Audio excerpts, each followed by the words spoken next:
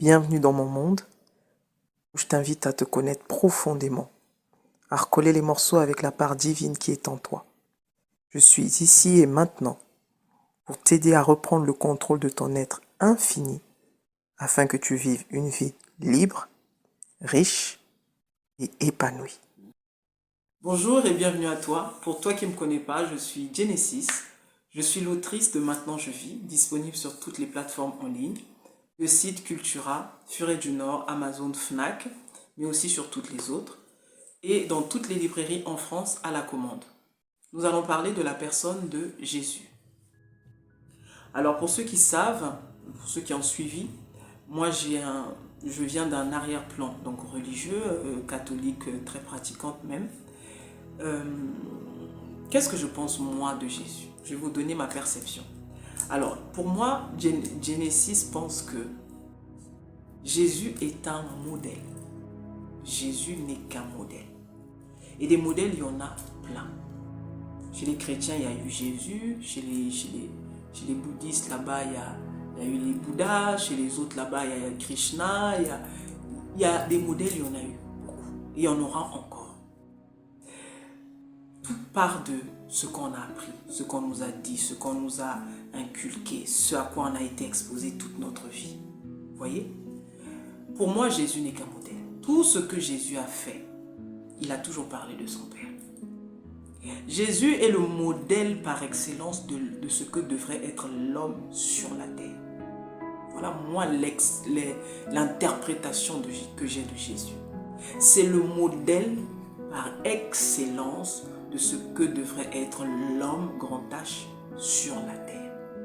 Celui qui est au-dessus des lois physiques, c'est-à-dire qu'il peut marcher sur l'eau, il ne peut être englouti dans l'eau, il peut parler au vent et le vent lui obéit, il peut guérir instantanément un malade,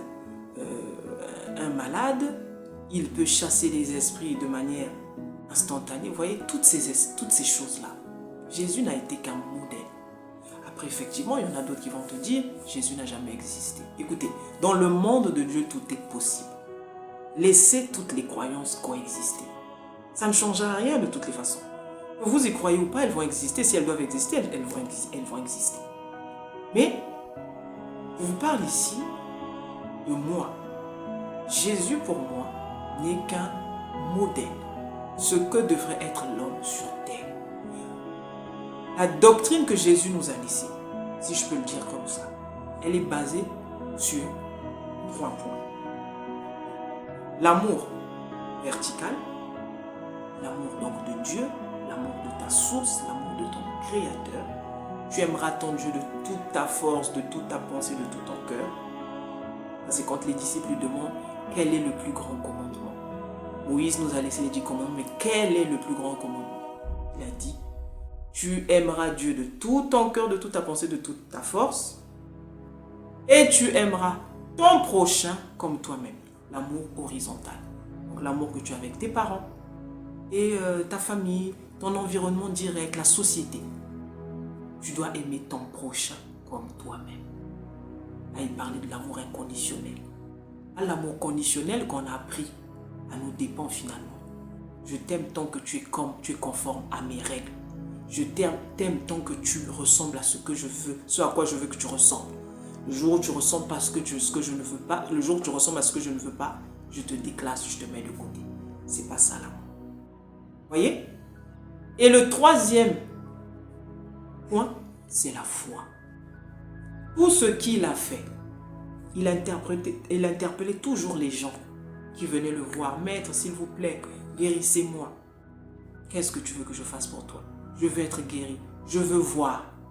Il posait toujours la question, qu'est-ce que tu veux que je fasse pour toi? Il dit, va, ta foi t'a sauvé. Il ne disait pas, moi je t'ai sauvé. Ta foi t'a sauvé. Donc voilà les 3 principes. Si je peux parler de la doctrine de Jésus, c'est l'amour et la foi. Il n'a pas parlé d'autre chose. L'argent, les dîmes, tout ce qu'on entend à gauche, à droite là, ça sont des interprétations humaines. Et ça a donné ce que ça a donné aujourd'hui. Ça a enrichi même certains. Ça en a appauvri d'autres malheureusement. Mais le but de mon message ici, C'est toi de te questionner. Tu vois Jésus comme ton Seigneur et ton Sauveur. Très bien. Si tu le vois comme étant le chemin qui t'emmène vers le Père, parce que lui t'a dit, tout ce que je fais, j'ai vu mon Père le faire. Si tu crois en moi, tu feras des choses plus grandes que celles que moi, j'ai faites. Ça veut dire que une dimension au-dessus de Jésus existe. Si tu crois en moi, tu feras plus que ce que j'ai fait. Ça veut dire que si lui-même il reconnaît que ce que j'ai fait, en gros, ne sois pas étonné, ne sois pas épaté par ce que tu m'as vu faire, parce que tu es capable de plus que ce que je suis en train de faire. Tout partira de ta foi. Tout partira de la relation que tu as avec le Christ en toi. Parce que Jésus, c'est la personne physique, la personne humaine comme toi et moi. Le Christ, c'est sa dimension ointe. Jésus le oint, Jésus le Christ. Vous voyez? À chaque fois que tu as fait des choses qui t'ont sorti de ta zone de confort, des choses que tu vas appeler miracles, tu as été dans ta dimension Christ. À chaque fois que tu as fait des choses en dehors de ta dimension limitée, tu es allé dans ta dimension Christ. Et c'est finalement ce que tu es venu vivre ici. De rappeler que cette fonction Christ est continuellement et tout le temps en toi. À chaque fois que les gens vont te dire non, là-bas, c'est pas possible. La dimension Christ rend les choses impossibles possibles. Vous voyez? Maintenant, le débat sur il n'y a point de chemin que par Jésus. Il ne parle pas de la personne de Jésus. Écoutez, je vais vous donner un exemple. Vous êtes par exemple de cette famille où on est mécanicien de père en fils. Le fondateur qui est à la fin il est en fin de vie, il vous a donné tous les secrets de la mécanique. Vous donc le fils héritier. Il vous donne tout. Et après il meurt. Mais grand mécanicien reconnu, il a réparé toutes les voitures des plus grands garages du monde. D'accord? Donc, belle réputation et tout, beau témoignage. Vous prenez le relais, vous le fils héritier. Et vous faites exactement ce que votre père vous a laissé. N'êtes-vous pas là en train de ressusciter votre père par ce que vous faites? Votre père physiquement n'est pas là. Il vit au travers des enseignements qu'il vous a laissés. Il vit au travers des cours qu'il vous a donnés, de la formation qu'il vous a donnée, des astuces qu'il vous a données. Et les gens même vont dire, waouh, c'est bizarre quand on voit votre travail bien fait, qu'est-ce qu'on pense à votre papa? Et pourtant le Père n'est plus. C'est ce que Jésus voulait simplement nous dire. Ce que moi je vous laisse, c'est regarder ce que j'ai fait. Regardez comment je l'ai fait.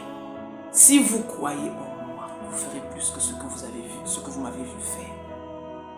Voilà l'histoire de Jésus. Le chemin ici, quand on dit nul ne vient au Père que par Jésus, que par moi, il parle de qui? Il parle du Fils, le Fils que toi et moi nous sommes. Tu ne peux pas parler ça revient toujours à ça. Tu ne peux pas parler du Créateur si tu ne parles pas de sa création. Dieu aujourd'hui, on le connaît par rapport à la création. Si la création n'existe pas, Dieu, il existe. Parce que je n'ai pas envie de dire qu'il n'existe pas parce qu'il y a des gens qui vont me tomber dessus. Dieu, il existe, il existera toujours. Mais ce que je veux dire, c'est que on le connaît par rapport à la création. S'il n'y a pas de création, il n'y a pas de créateur. Il va peut-être exister, mais dans sa dimension à lui tout seul. Vous voyez? Et il n'y aura personne pour reconnaître que ça, c'est un créateur puisqu'il est seul. Mais une fois que la création est là, la création peut dire, ah, mon papa c'est X, ma maman c'est X. Vous voyez? Donc, quand on te dit, nul ne peut passer, nul ne peut aller au Père que par le Fils. Le Fils, il parle ici de l'incarnation que nous sommes. Il ne parle pas de Jésus. Il parle de l'incarnation que nous sommes. Nous sommes des êtres incarnés. Tu ne peux parler du Père, donc de la source, que par l'incarnation. Sans l'incarnation, la source n'existe pas. L'eau qui coule là, si elle n'a pas une source, vous ne verrez pas l'eau qui coule. Parlons d'une rivière par exemple. Donc le Père, le Fils, le Saint-Esprit, ce sont des codes. Et les gens sont allés littéralement parce que les religions qui ont ramené ça au départ voulaient que les gens pensent de cette façon-là. Il y avait un but derrière. Il ne faut jamais oublier le contexte historique. Il ne faut jamais oublier le contexte historique. Mais ce n'est pas le problème ici. Et c'est là où les chrétiens s'élèvent. Non, ce verset-là, c'est ça que ça veut dire. Si vous ne passez pas par Jésus, vous ne pouvez pas connaître le Père. Eh bien, moi, je suis désolé de vous frustrer. Mais Jésus, c'est mon ami. Jésus et moi, on est comme ça. Je suis désolé. Vous avez beau ne pas y croire, vous avez beau ne pas le comprendre, c'est votre problème. Jésus ne m'a jamais demandé de le célébrer, de le voir comme Dieu. Il m'a dit ce qu'il a dit, voilà ce que je fais. Si tu fais comme moi, tu feras. Si tu crois en moi, pas en moi en tant que personne. La personne de Jésus, qu'est-ce que vous voulez qu'elle me donne? C'est son œuvre. Et c'est là effectivement que le salut intervient. Parce que tu auras observé les lois qu'il a mis en pratique. Et les lois qu'il a mis en pratique, c'était quoi? Les lois de l'amour et les lois de la foi. Plus tu observes la loi de l'amour, plus tu observes la loi de la foi, plus voilà le salut qui est en train d'apparaître dans ta vie. Voilà tout. Il n'y a rien d'autre. Voilà tout. C'est pas si compliqué que ça. Et on a créé des trucs. Non, si tu ne vois pas les choses comme ça, tu vas périr. Écoutez. D'ailleurs, je ne veux plus rentrer dans ce débat-là parce que j'ai fait plusieurs interventions là-dessus. Vous pourrez aller voir sur Dieu, l'enfer et tout ça. Mais je vous assure, l'enfer est un non-sens pour l'amour de Dieu.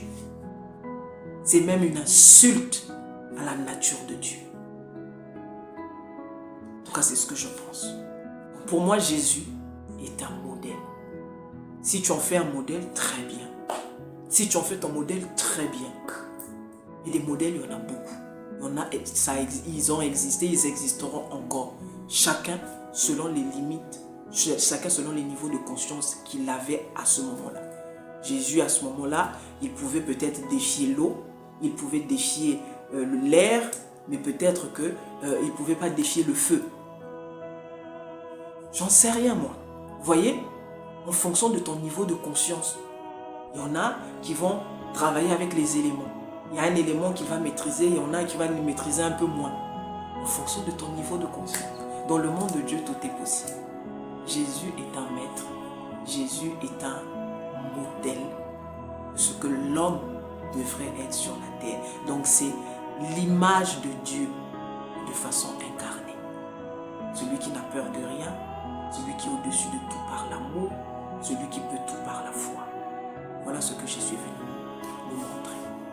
J'espère que ça va ouvrir les yeux de quelqu'un. Dépassez un petit peu vos croyances. Dépassez vos croyances. On n'apprend pas quand on est plein. C'est quand on s'ouvre qu'on apprend autre chose. Tant que vous êtes plein, tant que vous pensez que vous savez tout, tant que vous pensez que vous êtes au-dessus de tout, vous n'apprendrez pas grand-chose. Ouvrez-vous. Ouvrez-vous. Dépassez un petit peu vos petits conditionnements. Je vous assure. Jésus n'a pas besoin que tu le voies comme Dieu. Jésus a simplement besoin que tu te souviennes de ce qu'il t'a laissé comme principe.